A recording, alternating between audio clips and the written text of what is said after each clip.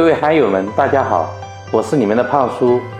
瑞士麦 Air Mini，由于它的小巧便携，用于出差旅行确实特别方便。同时，市场上也有很多人反映这款机器静音效果不理想。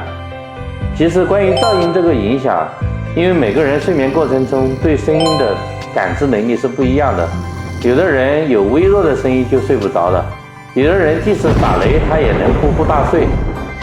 所以胖叔今天就给大家测试一下迷你口袋呼吸机的静音效果到底如何。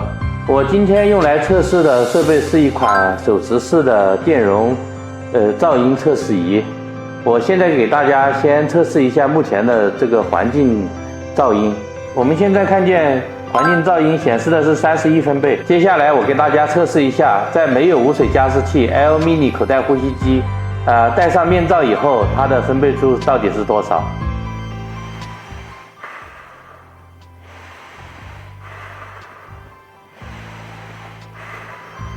最后我给大家测试一下，装上了无水加湿器 Air Mini 口袋呼吸机，戴上那个面罩后的分贝数到底是多少？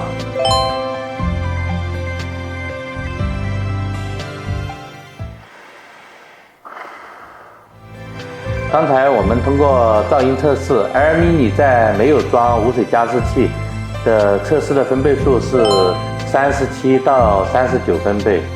那在装了无水加湿器的分贝数大概是在41到47分贝。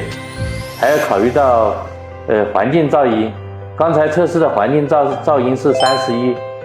我们不难看出来，装了无水加湿器以后，噪音是会增加的。今天 Air Mini 的静音测试是在非实验室情况下进行的，所以测试的数据也仅是供大家参考。好了，今天胖叔的视频就到这里结束了。